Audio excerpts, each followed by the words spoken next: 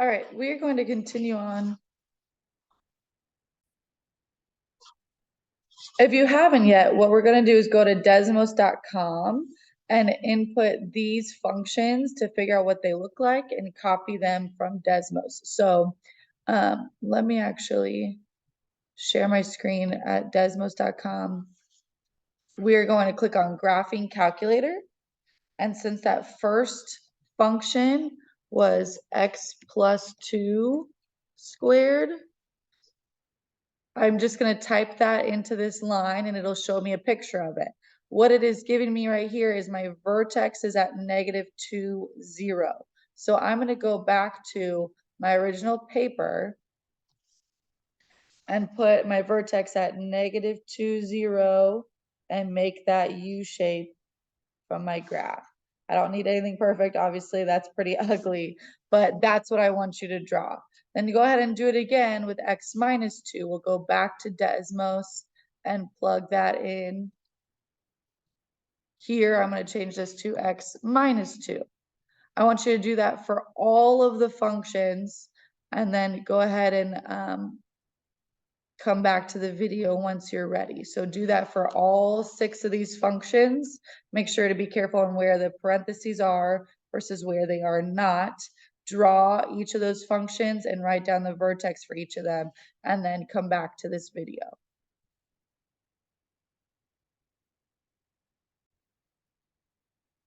All right, you should have all 6 of these filled out from going to desmos.com. Let's talk about what we noticed on these first 3. When I have x plus 2 squared, my vertex was -2, 0. And when I have x minus 2 squared, my vertex was +2, 0. When I had x minus 4, my vertex moved over 4 units. I'm at 4, 0. So really, that value that's inside the parentheses is moving my parabola left and right. There's a T there, left and right. So x minus 2 moves it right. X plus 2 moves it left. It's actually kind of the opposite of what's inside that parentheses. X minus 2 moves my parabola right 2 units. X plus 2 moves my parabola left 2 units. This number right here is what's going to move us up or down. X squared plus 3 moved us up 3. X squared minus 5 moved us down 5. So 0, 3 and 0, -5. So let's write something there. So that K part, that number at the end, moves us up or down. Plus 3 moves us up 3. Minus 3 would move us down 3 units. So this one, it's not the opposite direction. My value inside parentheses, we move kind of the opposite direction. If it's a minus sign, we're moving right. If it's a plus sign, we're moving left. But for this K value, plus moves us up, minus moves us down. That's pretty straightforward. So opposite action inside my parentheses, correct action outside my parentheses. When you're ready, let's flip over to the next page and practice some of this. What we're given is this x minus 3 squared plus 2. So my vertex is going to be the opposite of what's inside here. So I'm going to put a +3, and I keep the same sign that's here, +2. +3, +2, that is my vertex. My axis of symmetry is always whatever my x is. So my x equals 3. I'm going to draw my axis of symmetry. I'm just going to draw a dashed line on this x equals 3. Opens up or opens down. Right now, we're going to work on ones that open up. So it's going to look like a U shape, meaning that my vertex is actually going to be at the bottom. It's going to be a minimum at the bottom. So I'm going to create a U shape here and a U shape here.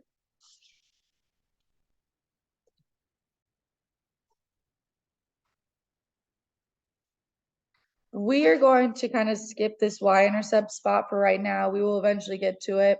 And then of course my minimum, sorry, it's a minimum. I should have just wrote that there. It is a minimum value of 2, if you want to write that, of y equals 2. My minimum value is 2, because 2 is the lowest point here. So that is what it's asking for.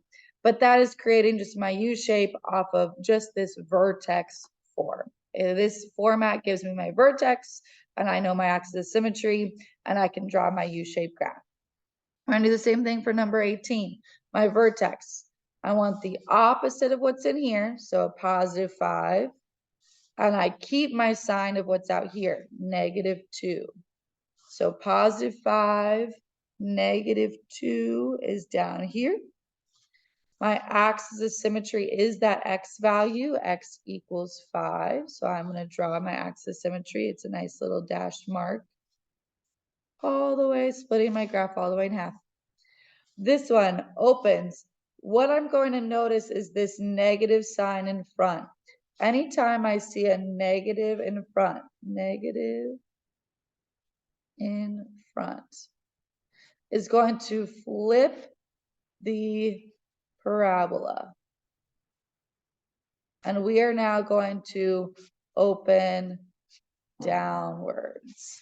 So instead of making a normal U shape, I'm going to make an upside down U shape. It's going to open downwards. This vertex is now actually going to be the maximum point. And it is a maximum at negative 2.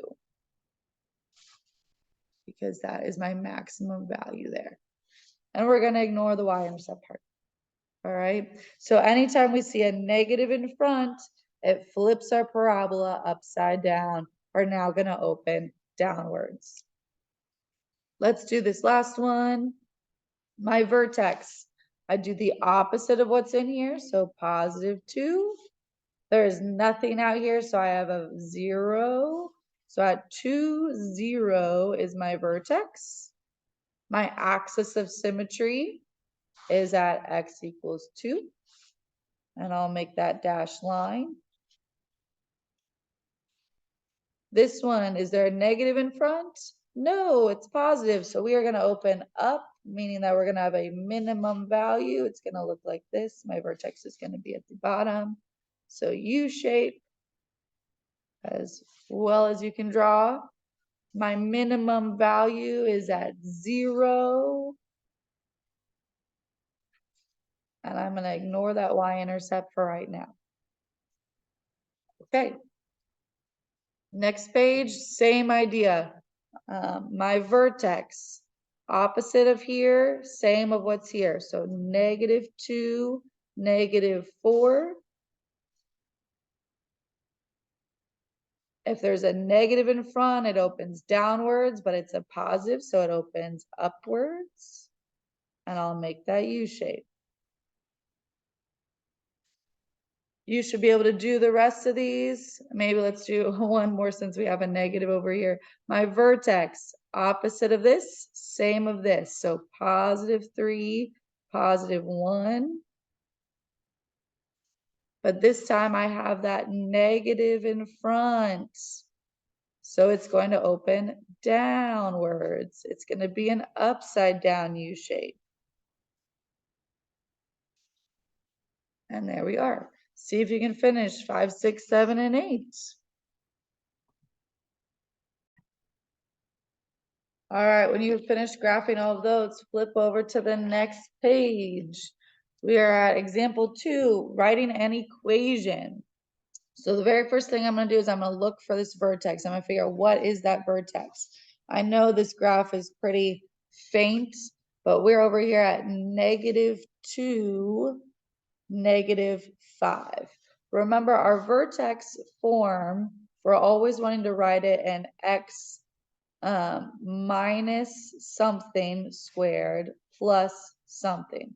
These two spots we are going to fill in with our x and our y of our vertex. So opposite of my x value, I don't know if I have enough room in here. Opposite of my x value, so x plus 2 squared, and I keep the same sign of my y value, minus 5. So opposite, same. Opposite sign, same sign. My vertex here is at 0, 4. So my equation, I would do x plus 0 squared. I'm actually going to just write that as x squared plus 4. And that's my answer. And the last one, my vertex, -1, 1, 2, 3, 3, 2.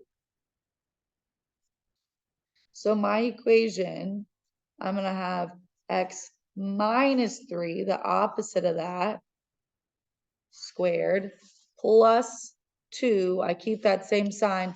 And then notice that this one opens down. So I need a negative in front of it. Opens down, so I'm going to put that negative in front. You are in charge of doing these 6 at the bottom.